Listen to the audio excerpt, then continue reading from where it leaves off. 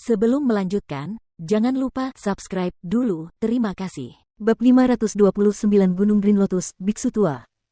Setelah memasuki wilayah barat, orang bisa mencium aura yang berbeda di udara. Tempat ini dapat dianggap sebagai kerajaan agama Buddha, meskipun ada banyak klan lain di tempat ini, dan bahkan ada setan sejati yang bercokol di perbatasan wilayah barat. Umat Buddha adalah musuh alami para setan. Faktanya, alasan utama mengapa kekuatan wilayah barat telah menurun adalah karena pertempuran sengit antara mereka dan para setan. Tentu saja, kekuatan para setan juga menurun. Dong, dong. Suara lonceng yang harmonis dapat terdengar dari mana saja di wilayah barat. Suara itu berasal dari kuil Leyin Agung. Hanya dengan mendengarkan suara itu sebentar saja, seseorang akan merasa benar-benar rileks, membuang semua kekhawatiran dan masalah. Ini adalah tanah suci agama Buddha dengan sejarah warisan yang panjang. Meskipun ada banyak pembantaian di tanah ini juga, sebagian besar telah tersapu oleh sinar Buddha, membuat udara menjadi bersih dan segar. Namun, saat tiba di wilayah barat, Tyrant tampak lesu dan putus asa, dan ekspresi sedih terlihat di wajahnya. Namun, ia segera menyesuaikan emosinya, lalu mulai terbang dengan kecepatan tinggi. Tujuan utamanya adalah menyelamatkan Jiang Chen dan Big Yellow. Jika bukan karena ini, ia tidak akan kembali ke tempat ini sama sekali. Ini karena ia tidak ingin melihat ekspresi kekecewaan di wajah tuannya. Ada pegunungan terpencil di sudut wilayah barat. Sebuah bukit sepi berdiri tegak di tengah pegunungan ini.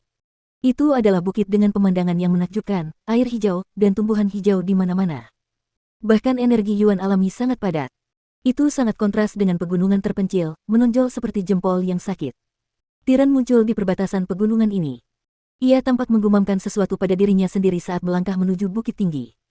Tak lama kemudian, ia tiba di depan bukit tinggi itu. Sebuah formasi tak kasat mata menutupi seluruh bukit, dan tidak ada orang biasa yang dapat melihatnya dengan mata telanjang. Jika Jiang Chen ada di sini, ia akan dapat mengatakan bahwa formasi tak kasat mata ini diciptakan oleh seorang saint kecil. Biksu itu tiba di depan formasi dan mengeluarkan jimat. Ia kemudian melambaikan jimat di tangannya, memperlihatkan retakan di formasi, lalu berjalan melewati retakan itu. Setelah Tyrant memasuki retakan, formasi itu segera kembali ke bentuk aslinya.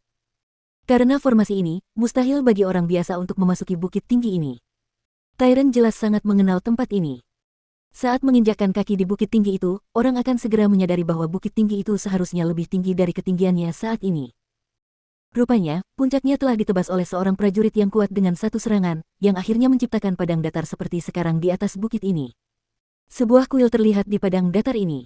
Itu adalah kuil kecil, tetapi tampak anggun. Sebuah prasasti batu besar berdiri setinggi 30 meter di tengah bukit, dan satu kata tertulis dengan tegas di atasnya, Green Lotus. Nama bukit ini adalah Gunung Green Lotus.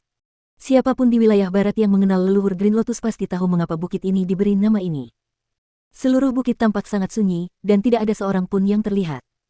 Tidak ada aura yang dapat dirasakan. Sang tiran tahu jalannya dengan baik.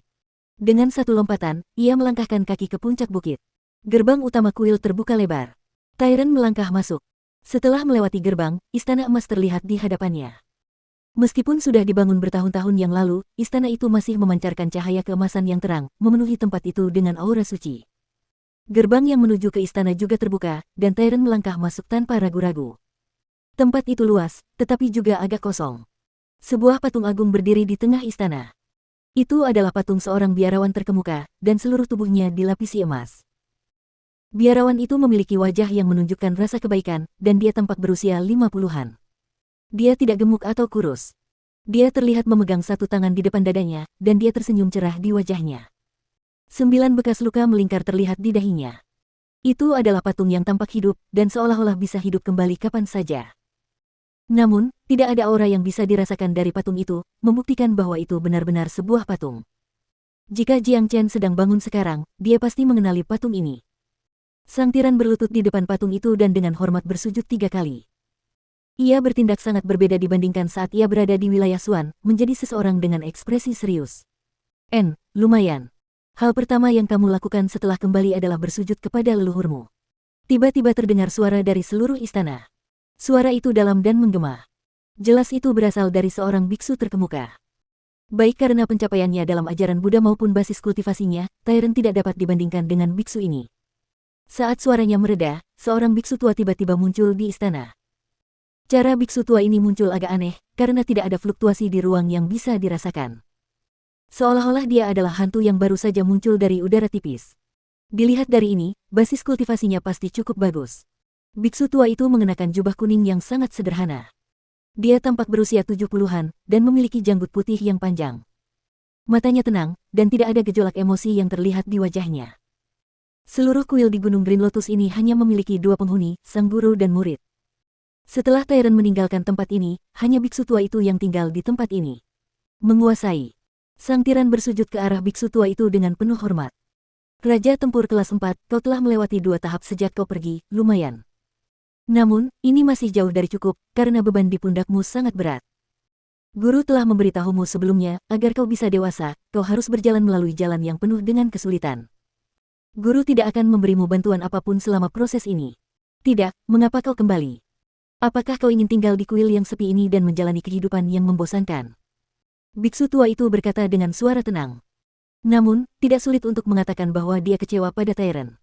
Terkadang, kekecewaan datang dari harapan yang besar, seperti bagaimana biksu tua itu memiliki harapan yang besar terhadap Tyrant. Meskipun Tyrant telah membuktikan dirinya sebagai seorang kultivator yang luar biasa di antara orang-orang seusianya, bahkan jika dia tidak kalah dengan para jenius super dari kuil Lei Yin Agung, prestasinya saat ini jauh dari memenuhi harapan biksu tua itu. Guru, kuil Lei Yin Agung telah mengundang Anda berkali-kali, jadi mengapa Anda terus menolaknya? Apa gunanya tinggal di tempat ini? Dengan kekuatan Anda dapat pergi kemanapun yang Anda inginkan di dunia ini. Selain itu, setiap kali saya bertanya tentang apa yang terjadi pada leluhur guru, Anda tidak pernah menjawab. Anda terus menyuruh saya untuk berkultivasi. Tyrant adalah orang yang keras kepala. Dia tidak mengerti mengapa tuannya melakukan ini. Kuil Lei Yin Agung adalah eksistensi Buddhis yang agung. Siapapun yang mengikuti jalan Buddhis akan merasa bangga karena dapat bergabung dengan kuil Lei Yin Agung. Namun, tuannya telah menolak setiap undangan dari mereka. Kau tidak tahu apa-apa. Kuil Lei Yin Agung jauh lebih rumit dari yang dapat kau bayangkan. Ini adalah dunia yang menyeramkan, dan kau terlalu muda, tiran. Kau adalah seorang pria yang secara alami diberkahi dengan kecerdasan yang tidak biasa, dan kau seharusnya merasa bangga karena kau mampu mewarisi dari leluhurmu. Aku punya alasan untuk tinggal di sini. Mengenai pertanyaan-pertanyaan yang kau ajukan padaku, aku akan memberimu jawabannya setelah kau lebih kuat dariku. Kata biksu tua itu. Guru, Anda adalah orang suci kelas 9, kapan saya bisa menjadi lebih kuat dari Anda? Selain itu, rahasia macam apa yang mengharuskan saya menjadi orang suci agung sebelum Anda dapat memberitahu saya? Tyrant merasa bingung. Sangat sulit untuk menjadi orang suci agung, dan itu bukanlah sesuatu yang dapat dicapai hanya dengan mengandalkan bakat bawaan seseorang. Itulah sebabnya kamu tidak boleh membuang waktu dan mengabaikan kultivasimu. Tidak peduli berapa lama waktu yang dibutuhkan, guru akan selalu menunggu hari itu tiba. Sebelum kamu pergi, guru mengatakan kepadamu untuk tidak kembali sebelum mencapai alam kaisar tempur. Begitu kamu menjadi kaisar tempur, guru akan memiliki sesuatu untukmu. Jika kamu mati di dunia luar, itu akan menjadi takdirmu. Namun, kamu hanya seorang raja tempur kelas 4, jadi mengapa kamu kembali? Apakah kamu mencoba menerima pujian dari guru? Kata biksu tua itu, ada sedikit amarah dalam nada bicaranya. Sepertinya dia agak jengkel dengan kegagalan Tyrant memenuhi harapannya. Tyrant akhirnya ingat mengapa dia kembali. Dia kembali untuk menyelamatkan Jiang Chen dan Big Yellow. Dia agak teralihkan, dan tidak bisa menahan diri untuk tidak menanyakan pertanyaan-pertanyaan itu setelah melihat patung leluhur gurunya. Dia baru ingat tujuannya setelah melihat gurunya marah. Tuan, ada alasan mengapa saya kembali kali ini. Tuan, tolong lihat. Tyrant berdiri dan melambaikan tangannya, mengeluarkan Jiang Chen dan Big Yellow dari laut Qingnya, lalu meletakkan mereka di tanah. Biksu tua itu menatap wajah Jiang Chen, lalu matanya berbinar. Entah mengapa, dia benar-benar merasakan aura yang familiar dari pemuda ini. Meskipun Jiang Chen sedang dalam masalah besar, ekspresi samar di wajahnya masih memberikan kesan familiar bagi biksu tua ini. Namun, biksu tua itu yakin dia belum pernah bertemu pemuda ini sebelumnya, jadi dari mana rasa familiar itu berasal? Ini sungguh aneh. Guru, orang ini adalah Jiang Chen. Dia dan anjing kuning besar ini adalah teman yang ditemui murid Anda di wilayah Xuan. Ketika saya berada di lautan kekacauan, saya menemukan Sarira, dan ketika saya sedang berkultivasi secara tertutup mencoba menyerap Sarira, beberapa musuh menemukan saya dan mencoba menyerang saya. Mereka berdua mempertaruhkan nyawa mereka untuk menyelamatkan saya. Kemudian, mereka berdua diserang, dan sekarang menderita luka parah. Murid Anda gagal menyelamatkan mereka, dan itulah sebabnya saya kembali kepada guru, berharap Anda dapat menyelamatkan mereka. Tyrant menjelaskan apa yang terjadi di Provinsi Liang. Biksu tua itu terkejut mendengar apa yang terjadi, tetapi ekspresi kegembiraan samar-samar segera muncul di wajahnya. Sudah lama sejak orang luar diizinkan memasuki seluruh Gunung Green Lotus. Namun, biksu tua itu tidak marah karena Tyrant telah membawa orang luar ke sini. Mengesampingkan fakta bahwa biksu itu merasakan keakraban dari Jiang Chen dan tidak memiliki rasa jijik secara mental, sikap baik Tyrant membuat biksu tua itu merasa bersyukur. Murid kecilnya ini telah menjadi liar dan keras kepala sejak muda, dan meskipun Tyrant baru saja menjelajah ke dunia nyata, dia telah menjadikan dirinya teman hidup dan mati. Ini adalah sesuatu yang ingin dilihat biksu tua itu. Terutama ketika Tyrant bisa berteman dengan seorang jenius, itu membuatnya semakin bahagia, karena itu akan sangat bermanfaat bagi pengembangan Tyrant di masa mendatang. Kamu bilang kamu menemukan Sarira.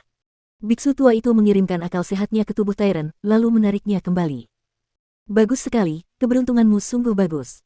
Sarira itu ditinggalkan oleh seorang Saint minor kelas 3. Tidak heran kau telah berkembang begitu cepat. Fisikmu telah dimodifikasi dan ditingkatkan, ini adalah keberuntungan yang hanya milikmu sendiri. Aku percaya kau dapat menerobos ke ranah Raja Tempur kelas 5 kapanpun kau mau. Biksu tua itu senang mendengar berita itu. Ia lalu berjongkok di samping Jiang Chen dan melemparkan tatapan tajam.